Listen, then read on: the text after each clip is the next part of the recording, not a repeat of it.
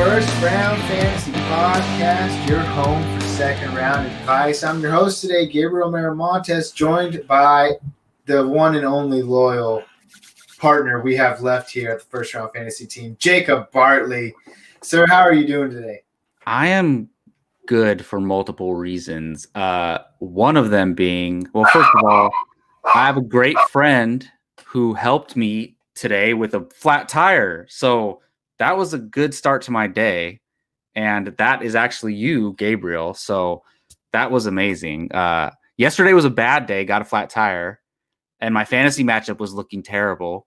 Today, my friend fixes my tire in like less than 30 minutes for a very friendly price. And I win my fantasy matchup with J.K. Dobbins. I needed 0.6 points from J.K. Dobbins. He got me 13. And maybe that doesn't give him the dark horse that I projected, but I'm still happy with it. So that's why I'm in a good mood. You know what we call that? We call that a Tuesday miracle. Right? A Tuesday night miracle. Well, congratulations to you, Jacob. And our first plug of the year at week 14 coming in, Bob's Quality Tires. If you live in the Sacramento area, Bob's Quality Tires, they get all your needs. With that being said, I didn't mean to slouch on the rest of our teammates. We actually have good news to bring with all of them as well.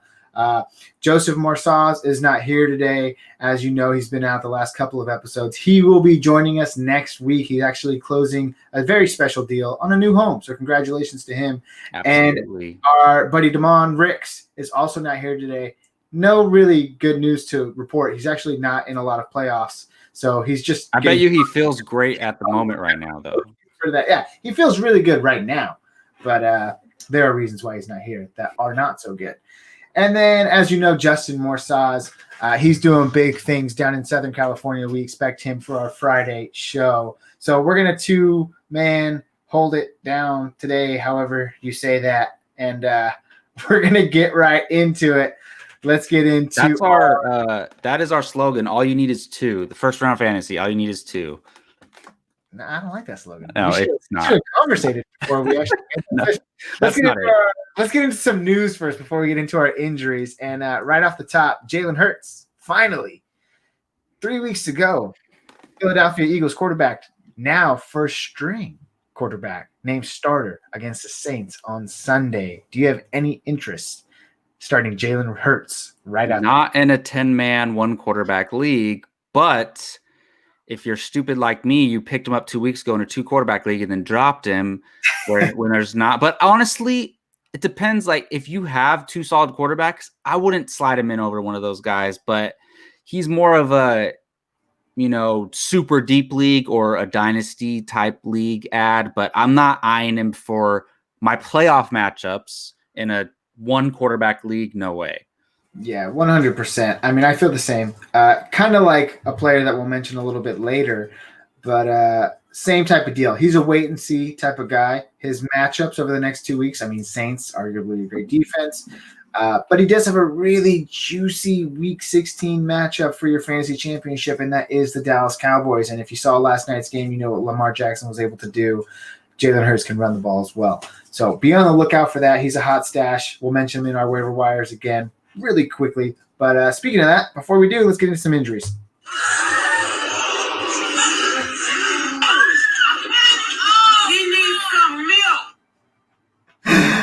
And with that, we got a few to bring to you. First and foremost, salute to our main man, Antonio Gibson. He's got a big turf toe problem. Turf toe is a weird injury to predict. You see some guys that can get out there the very next week. You see some guys that are affected by this for multiple weeks. It's just so unpredictable how it turns out for certain players. So far, I was hoping to get some sort of practice report today. That has not yet come out, so we'll be keeping that in mind for our Friday show. Chris Godwin, not practicing, finger. Keep an eye on that as well. We'll update you on the Friday show. Josh Jacobs, bad sign here. They brought in Spencer Ware, formerly mentioned of the Kansas City Chiefs, for a workout today. Be on the lookout to that. He looks doubtful for Sunday, which means you're going to be firing up Booker again. But the matchups don't get any easier. So, and not to mention, I did say last week that Booker wasn't exactly as a shirt up, fire up starter as you might have thought he would have been. And that proved to be right. So that backfield gets a little dicey going forward. And last but not least, James Conner. But hey, guess what? We're going to get to him in a little bit. And I think we're going to jump right into it. You want to get into some waivers? Yeah, Antonio Gibson stuff sucks. I mean, my opponent had him this week, but I never want a guy to get injured. Oh, no. I'm concerned about Chris Godwin a little bit because he has a great playoff schedule, an amazing playoff schedule. So make sure you're keeping an eye on Chris Godwin because players like myself need him to make a playoff run. So we'll see. But yeah, I mean, we've had significant injuries all year, so just another list this week. And of course, that great fantasy playoff matchups, they also bode well for Mike Evans. So, Chris Godwin, if you need a little extra time, man, we understand.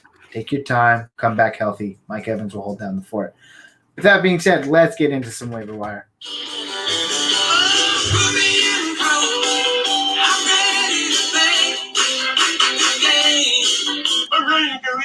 Just give me a chance. I know there's a lot riding on it, but it's all psychological. Just got to stay in a positive frame of mind. Very nice, very nice. Jacob, I'll start off with you today, man. Again, I think we've been saying this for football can be very repetitive sometimes in the fantasy universe. But I've been saying this over the last few weeks. These are going to be the players that you may not want, but you may need going down the stretch. Or they might just be that backup you need, that stash you might want, because you never know what's going to happen this late in the season. So with that being said, Jacob, do you have any waiver wires, maybe starting out at the running back position? Man, so it seems like lately and every week, and this makes sense, but there's not much there. Like most of these guys, you're not adding to start, and it just depends on your league. Most people play in 10-team leagues, 12-team leagues, maybe the 8-team league, but I'm talking about casual fantasy players. And normally you're not picking up these guys, but there are deep leagues or there are teams that maybe you're in one of those 10-team leagues and all year your opponents have been picking up the waiver wires and you're still hurting for a guy to throw in your lineup. Now, the one name I'm going to mention is Ty Johnson on the New York Jets. This guy, remember he was on Detroit last year, and he was a hot waiver wire one week, and everybody was spending their fab on him. Carry-on was out for like the 8th time that year. And sorry, Gabe, I know that used to be one of your guys, Carry-on Johnson. You're not carrying that anymore. These things happen. Carry on, son. But Ty Johnson, obviously no longer on the Detroit Lions. He's on the New York Jets. And Frank Gore left the last game. The durable Frank Gore, he left the last game. And Ty Johnson had a great game. So I think that, look, like I said, maybe you don't need him. But there's also other reasons to pick up these players, to block them from your opponents picking them up. Things like that. And he had 22 carries last week for 104 yards. And they play Seattle. It's not an amazing matchup, but not the worst matchup in the world. So if Frank Gore is out again, and I don't know the latest on Frank Gore, but if Frank Gore's out, I would say you definitely want to grab up Ty Johnson. So that's my running back choice for the week. Yeah, it's a solid pick. To kind of keep you updated on Frank Gore, he is in concussion protocol. It's very up in the air right now in terms of his status. So again, that's a situation that we'll keep monitoring into Friday. But with that being said, the big man himself, the big Mr. Bad Guy, Adam Gase, he came out a few weeks ago when it was very much seen that the Jets were heading in a negative direction. And he came out and said that LaMichael P. Ryan was going to get a workhorse type of workload throughout the remainder of the season, and that Frank Gore was going to take a back seat because they wanted to see what these young guys on the roster had going into next season. Well, I think Ty Johnson is another guy that kind of fills that role, right? Frank Gore goes down with an injury. He was the guy that was expected to take over after P. Ryan goes down with an injury. I mean, after this showing, and that's one of the things I wanted to say too was, first of all, I agree with you, Jacob. It is 100% strategy at this point in the season. Don't think that because you don't need somebody, you don't have to waste a waiver wire pickup on them. Look at your matchup. Does your opponent need a running back? Is he eyeing that top wide receiver priority this week? Look at their needs and see if you can cut off their supply lines. And it also becomes sort of this psyche, a little mental battle between the two players. So it gets really enticing, really interesting to play the waiver wire this late in the season. So don't think exactly. And you're no longer saving your 700 or your 70% left of fab or your number one waiver. Like there might not be a decent pickup the next 2 weeks after the first round of the playoffs. So you might as well take advantage of that stuff right now and block your opponents, things like that. Yeah, and exactly. And the one of the other things I wanted to say about Ty Johnson before we move on was, look at the New York Jets. They're 0-12. They're likely to go 0-16. And you hear the words tank, tank, tank. Sure, a franchise might want to tank, but it is not in a player's interest to go out there and just be a complete dud and play terrible. These guys have egos. They want to play. They want to win, especially when you're a young guy picked up off the practice squad like Ty Johnson, who has something to prove.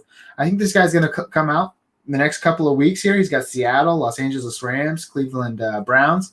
He's going to come out with a lot of heart. He's going to try to give it all he's got. You're fighting for your career. They're going to play hard. Exactly. So I predict this guy 15, 18 carries a week. He's going to be a little touchdown dependent against some of these better run defenses, but by golly, I think he's worth a pickup if you need a running back or if you're looking to cut off your opponent as well. So yeah, Ty Johnson is definitely a great pick, Jacob. We mentioned him earlier. I'll touch on him again. Jalen Hurts. If you are sitting pretty in a 2 QB league, pick him up. If you have someone on your bench that's not really performing the way you want them to be, I think he's worth a stash this week. And then, like I said, he's got that beautiful end of the season schedule with the Dallas Cowboys to wrap up the fantasy season. And last but not least, I'll throw this name out there one more time, and that's wide receiver Keke Coutee of the Houston Texans. I mentioned it last week. I said he was a stash. He was a desperate flex play if you needed him. And he said, I take pity on your flex play because he went out and balled 22 plus fantasy points, second on the team in targets. I forget the other tight end. Oh my goodness. Yeah, second on the it was not Aikens. Yeah, we'll have to look that up because that is another guy that we should be mentioning for sure. But we'll get that to you in just a second. But yeah, Keke Coutee, man, came out and I mean, he might be the number one. It's not Jordan Akins? It was not Jordan Akins. It was Hanson. Or is it Darren Fells? Nope. Farrell Brown? Nope. Kahali Waring? Nope. Or is it a wide receiver? It might have been a wide receiver. Oh, I think you're thinking of Colin. Oh, no. Chad Hansen. There you go. 100 yards, 5 catches for 101 yards. So he's actually a wide receiver, I believe. And I mean, I keep an eye on him too, I would say. But yeah, Keke Coutee, T.Y. Hilton, maybe. He plays Houston again next week. Yeah, that's one of the things that I wanted to mention about Keke Coutee is that he plays the same Indianapolis defense again in 2 weeks. So although he had a great performance, you could probably start him with a little bit more confidence next week, especially with Brandon Cooks now in the concussion protocol as well, which is sad to see. 6 concussions over the last 3 years. Brandon Cooks, we pour one out to you, my man.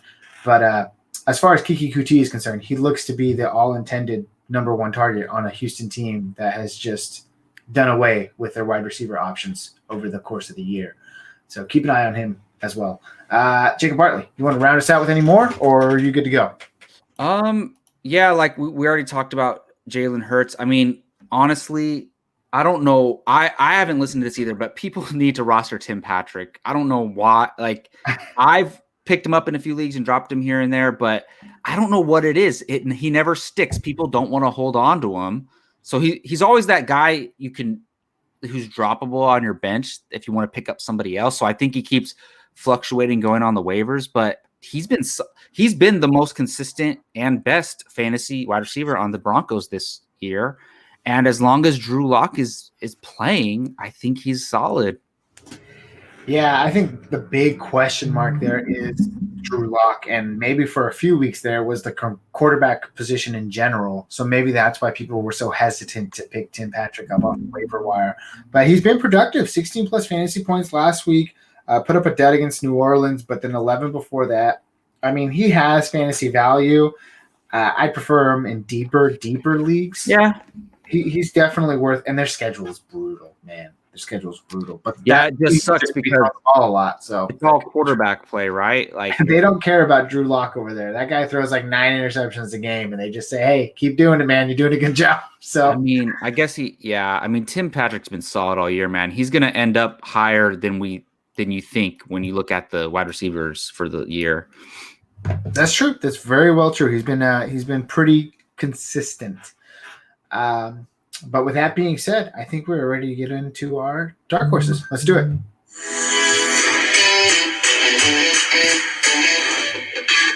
First round fantasy dark horses of the week.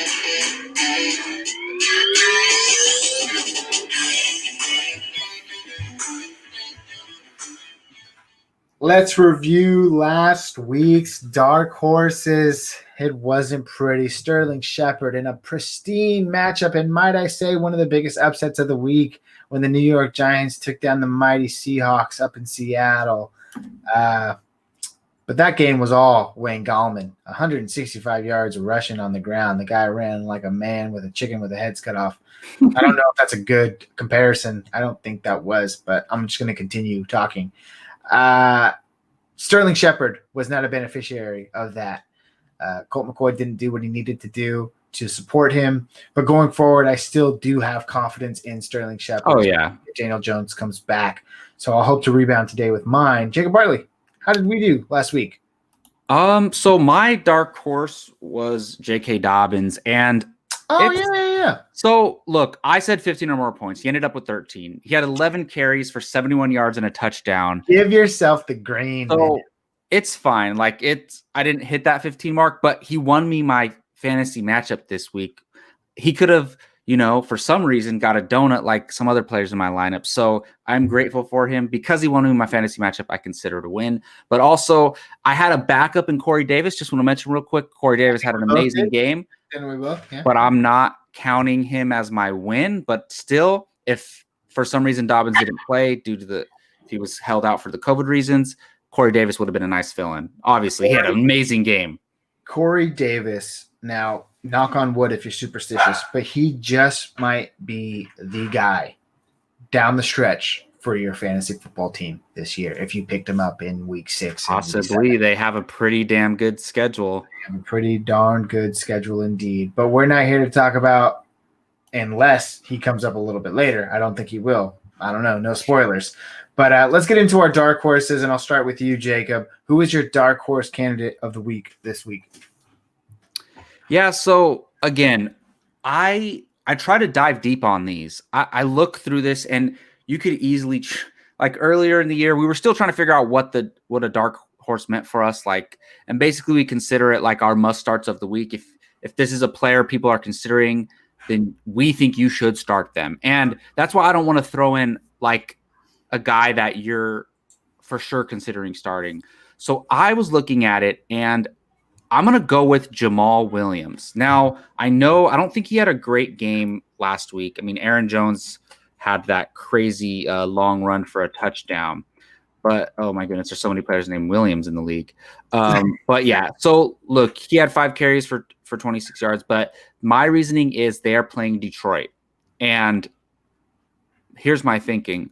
Detroit has given up some great fantasy performances to guys like Mike Davis, to guys like to Duke Johnson Jr. And Jamaal Williams is the secondary back there, but also he's very prolific in the passing game. Mm-hmm. He can catch the ball. I think this guy's going to go on to, depending on where he signs next year, he could possibly be an RB1 when we're doing previews next year, like if he signs somewhere in it, like Atlanta or San Francisco. So I do really think that. And he's that talented. I think he earned himself a decent sized contract this year. And again, they're going up against Detroit. I have a feeling either one or two things are going to happen. Detroit's going to play hard and they're going to be in a shootout where good for Jamaal Williams, or they're going to be blowing the Detroit out and they're going to let Jamaal Williams run the clock out and rest Aaron Jones for the playoffs. So I think if you're desperate for a flex, or you're like me and you know, I guess there's no more bye weeks, but in one of my leagues, I had Zeke and then I had Mike Davis on a bye week and Ronald Jones on a bye week. And I had to throw Jamaal Williams. He didn't do much, but just saying you might be in a situation where you have to start Jamaal Williams. But I think he's a decent flex play. And the thing is, he's probably not projected for that much. Okay, look, I'm not going to get greedy this time. He's projected for 10.99 fantasy points. I'm going to say over 11 fantasy points. And look, you're happy when you get that from your flex play. So Jamaal Williams is my guy. That's fair. Yeah, I mean, I'm a 100% preacher of, you know, stability and consistency from my flex spot rather than those boom bust guys. That also goes back to the narrative that you brought up last week, where it's a similar Kamara type Latavius Murray situation where you like to double stack your running backs, because if you have Jamaal Williams, you likely have Aaron Jones, but if you don't have Aaron Jones, you could also start Latavius Murray. Just like if you didn't have Kamara, you could be in a position to start Latavius Murray. So, I mean, it's not the wildest thing I've ever heard. I got to be honest with you, Jacob. I'm rooting for you. I really am. Because in a situation where Green Bay is up a lot, it is going to be a situation where they're going to rest Aaron Jones and they're going to feed Jamaal Williams. So I like that aspect of it. I think it's going to be a better game than anticipated. Usually those division games, man, they have. I think either way, he's going to, like, no matter how the game goes, he's always involved. In his favor. There's no question about it. He's always involved. I think he's touchdown dependent, just a little bit. But yeah, man, if you're desperate at the running back landscape or that flex play, there are a few teams still on bye. So, or I think no, we're done with buys. It's a tough call, Jacob. This is probably week 14. Tough. What are we gonna give him? We're gonna say start Dalvin Cook. Come on, we gotta dive deep here, man. Well, I'll tell you right now, mine is not that deep, and I'll let you hear about it right now. My dark horse of the week this week is the running back coming back off of the COVID-19 list, and that is James Conner, running back for the Pittsburgh Steelers. I went a little soft this week, but I have every intention to do this because I don't think it's necessarily the soft route as many people. No, I think that's fair because I think people are concerned whether or not they should start him this week. So I think that's fair. So when you look at it, I mean, over the last couple of weeks since James Conner has been out, he's missed 2 weeks. The Pittsburgh running backs have not been very successful. Benny Snell, sure, 2 weeks ago he was good on the ground, but he got you modest fantasy value. Anthony McFarland, the stash that has not been stash worthy, should be dropped in all redraft leagues. With Conner coming back. They haven't been that productive, okay? And then, well, you say that, and you say, well, that's because they haven't been getting the opportunities in the backfield over there in Pittsburgh. Big Ben has been throwing the ball 46, 46, 51, 53 over the last 4 weeks. That's an absurd amount of throwing the ball. That's like Jared Goff levels when they just go on those weird, throwing games like they do over there in Los Angeles. But I think that's a little absurd. And to be quite honest, coming off of the COVID list, people might be a little apprehensive to play James Conner, and rightly so, because even before the COVID diagnosis, he wasn't very productive for fantasy. He had 2 fantasy points 1 week, 4 fantasy points the next, and 9 fantasy points leading up to his departure. So it's not like he was doing anything great for your fantasy team. They were just very pass happy over there. Well, some things have happened in the last couple of days. As you've noticed, the Pittsburgh Steelers are now not unbeaten anymore. They lost to the Washington football team. And I think that is a sign of things to come and how they need to change for that offense as a whole.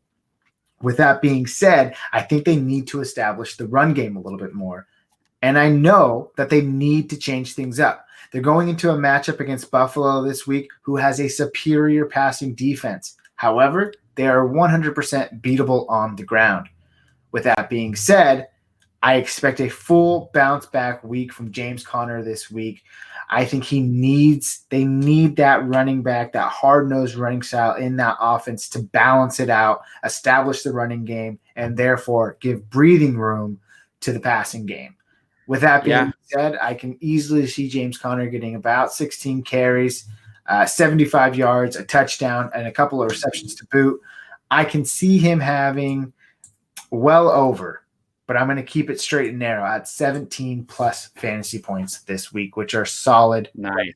And don't forget, he's playing for a contract. He wants to come back and finish this season and play strong. So he could win you some fantasy matchups. I mean, he doesn't have the greatest schedule, but there's a few in there that will give you a decent performance, especially Cincinnati in week 15. So we shall see. But that's a good call. I think that's a fair dark horse because he's not a set it and forget it starter. That's the thing. We're never going to going into that COVID restriction, man. We shouldn't be mentioning started and forget it starters in these dark horses. They need to be bold calls, and that's why I chose Jamaal Williams. And also, Jamaal Williams isn't a great call. Like I don't think he's going to win you your fantasy week. But the thing is, that's why I'm going low over 11 points. You're going pretty solid for a starting running back over 17 points. So I think those are good calls.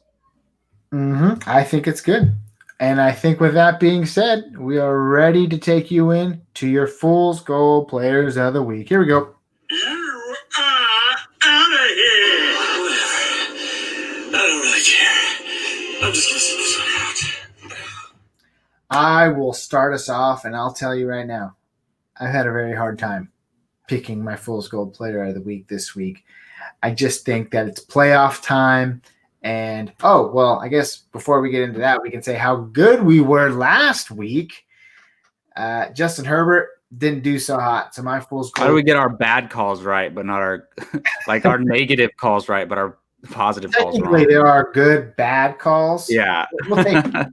But I do anticipate Justin Herbert bouncing back fully this week. So expect another blow-up game from him. Jacob, I know that you did well as well. Who was your player? Look. I don't know if this counts because I said to sit Clyde Edwards-Helaire, and I didn't sit Clyde Edwards-Helaire like I told you guys I wasn't going to, but I wasn't happy about it, right? He literally didn't play one snap, and unrelated to his performance, he got a 0. It was due to his illness. Look, I got lucky. I pulled that win out from him sitting, but I would be a lot more salty. And look, we're never mad at the player. It's never the player's fault for fantasy losses. You can't be. They're not worried about your team, but we can be mad at the situation. I think that's fair. Whenever fantasy managers are angry, they should be mad at the situation, not the player. So I understand being angry about this. It probably did lose some fantasy managers some matchups, I guarantee it. But I'm just saying, look, I didn't feel good about him even if he did play. And the fact that this happened is just now I don't know what to do going into next week if you roster him. It's very tough. It's an interesting situation to say the least. But like the good fight, we must move on. And Justin, real quick, he was on the Friday show and made his calls on air, so we should address his, right? Yeah. I said so he had Michael Pittman Jr. didn't meet the threshold that he was expecting, but he also called Justin Herbert after Gabe. We all know that, so he won that one as well. Yeah, so we had some solid picks. We'll look to bring you some better ones, we'll look to keep the momentum going this and I'll get it started really quick. Like I said, I'm not too comfortable about my pick this week. I think that there are a lot of very good matchups just in terms of football in general. So I think there are going to be a lot of competitive games this week, and I think a lot of star players are going to be at their best. So when looking at the landscape of running backs and wide receivers, nothing really caught my eye. So the only player that I can really think of off the top of my head is purely based off a statistical matchup, and that's Jarvis Landry, wide receiver for the Cleveland Browns. I mean, Baker Mayfield came out and lit the world on fire like he seems to do like once a year ever since he's been in the league. Well, he does it like long. once. He does it like twice a year. He had a game like this, the game that Odell went out. He threw like 5 touchdowns after Odell left the game. I don't know how to feel about Baker, but he's a good guy, whatever. But Jarvis Landry, he's got a bigger test, and that is the Baltimore Ravens defense. I don't think it's going to be as easy going.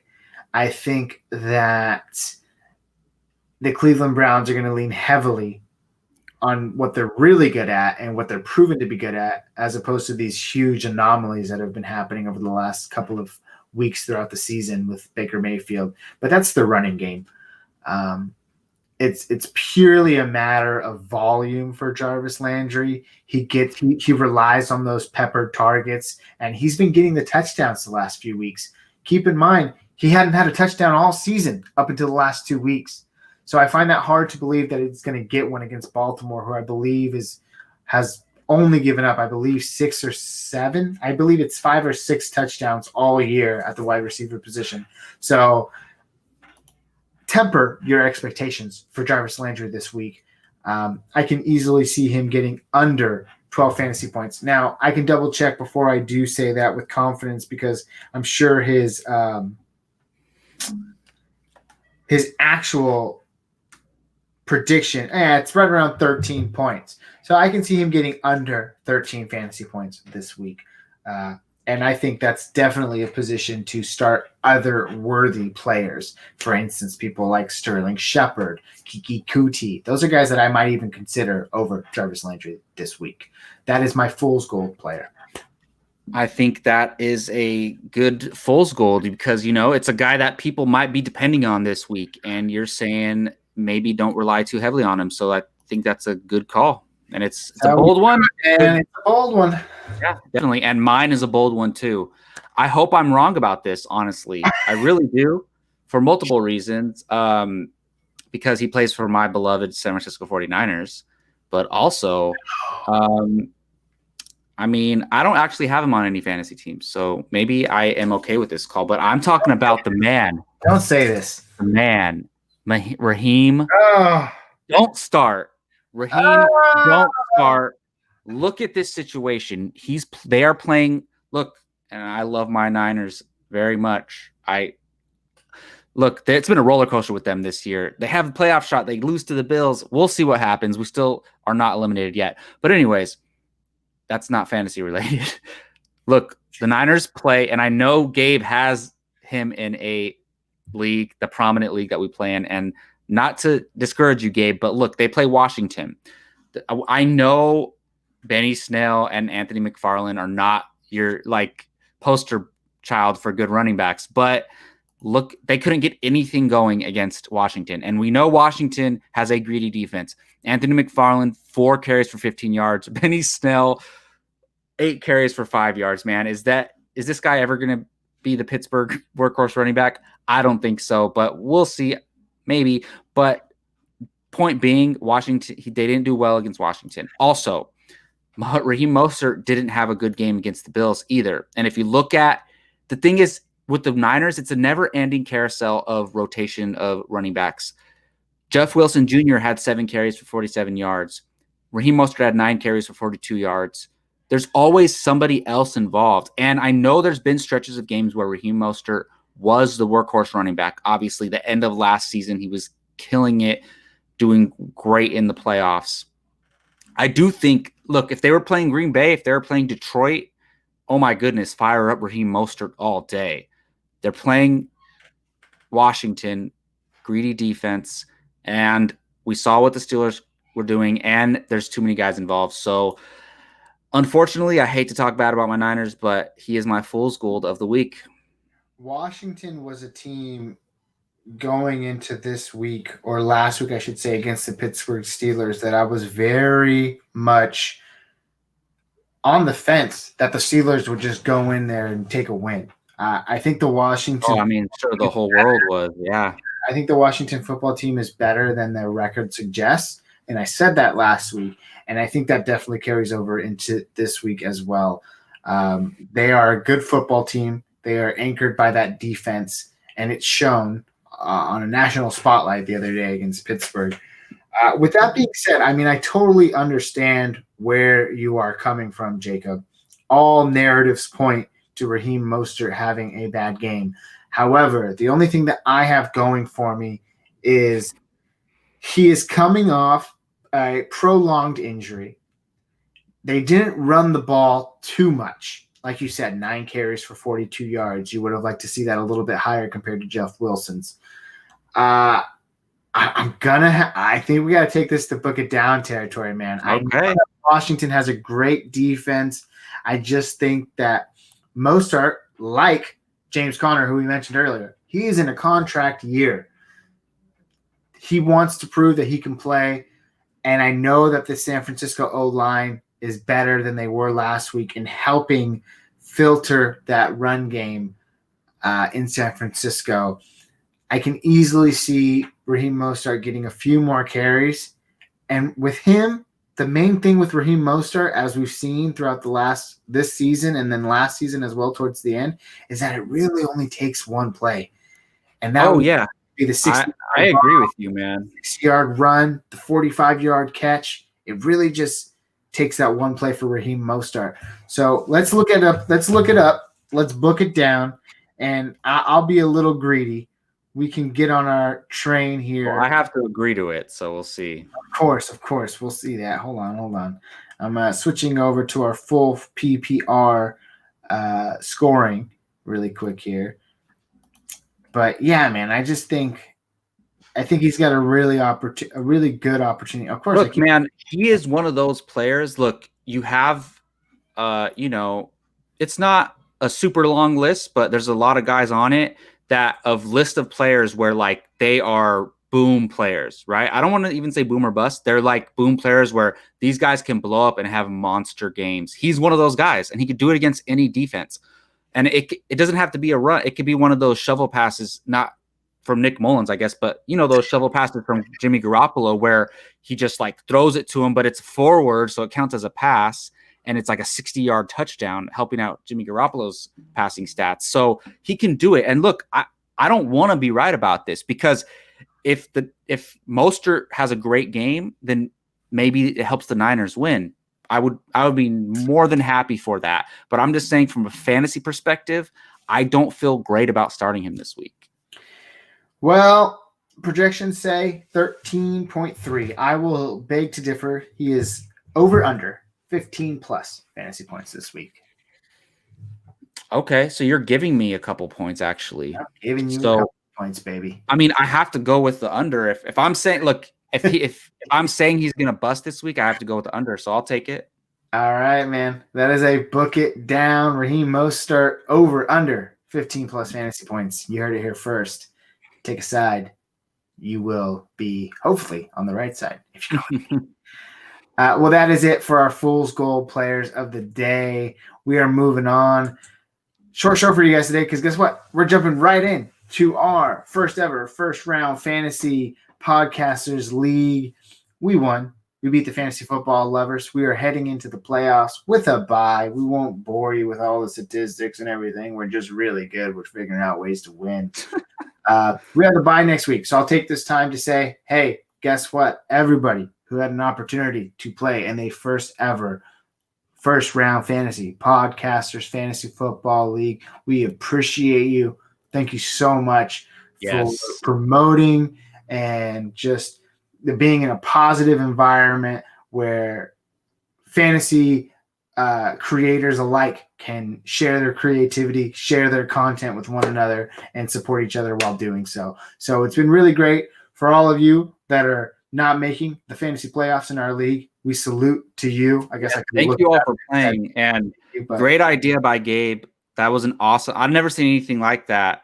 I mean, I know there's professional fantasy analysts that play together in leagues, but like for up and coming podcasts and things like that, and we're newer than most of the guys that played in this league. Oh yeah, these guys are big, and we appreciate you guys playing with us. And I would love to keep it going. And I wish there was some way we can put something up for it. Like maybe us from First Round Fantasy, since it's our league that we're running, we put up a prize, like whether it's just like a giveaway, like an NFL poster or something. It can be like a legend player. It could be like a Randy Moss portrait, like you have something like you have behind you right there, like one of those. Because even though I'm not a Vikings fan or whatever, I'd be down for a Randy Moss thing. We should put up a reward next year, like just some type of something that we could put in the back of our podcast, and the winner gets that reward. I think that'd be cool. Of course. And like I said, this season was all about just promoting one another and reaching out and gathering support for the content here, because like I said, this is a very crowded field. The fantasy content that is produced out there. So we thank our very few and dear listeners for tuning in and week out to trust us with your fantasy content. And we hope to do that next year as well. And we have really big things planned. But guess what? We got fantasy playoffs to worry about, so we're not getting into all that stuff yet. Let's move into our viewer question of the week. This comes from Sammy Vergara from Instagram. Sammy Vergara says he's in a 5-team keeper league. So I'm guessing he's already out of the playoffs. He kind of worded it like he might be done for the season, but I don't know how, considering he has some of these players. But his question is, in a 5-team keeper league, he is keeping Tyreek Hill, Amari Cooper, Antonio Gibson, Clyde Edwards-Helaire, and Josh Jacobs. However, he also has Saquon Barkley.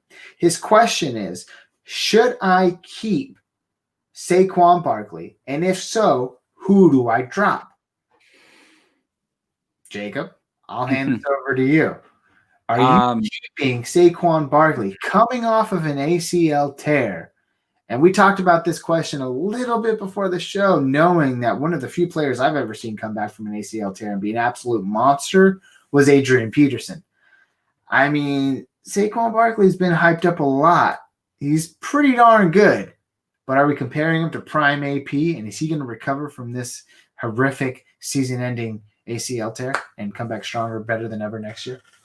So I like this question. I understand your concern. And I'll tell you what, if this was my team, Barkley would be 100% one of my 5 keepers.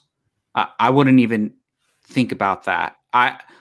Going into the season, he was a top 3 overall pick going into this year. It was CMC, and then people were deciding between Zeke and Barkley. And then as the offseason went on, that changed. Kamara maybe, Derrick Henry maybe, but it was always Barkley up there in those top 5, possibly top 3. I would for sure, obviously you're keeping Tyreek Hill. There's no question about that. I would for sure keep Barkley. Gibson has proven that he belongs in this conversation, because the way you look at it is, if you're in a 5-round, if you were drafting, who would you take in those first 5 rounds? So Gibson, yes. So then to me, Josh Jacobs is absolute yes. So to me, it comes down, honestly, I'm personally very disappointed in Clyde Edwards-Helaire this year. The way the Chiefs play, it all runs through Patrick Mahomes. This question resonates with you, Jacob. Yes. So to me, it comes down to Amari Cooper or Clyde Edwards-Helaire. It depends on what happens in the offseason, but if you go into next year with Dak Prescott fully healthy, I think you consider keeping Cooper, because he was putting up wide receiver 1 numbers before Prescott went down. Yeah, and that whole situation as well with the contract and the recovery for Dak Prescott. I mean, if I had to decide today, I would keep Barkley over Amari Cooper. Oof, yeah. See, that's a tough call. My advice would be to find out when you have to officially get your keepers and hold on for dear life until then, until you have as much information as possible.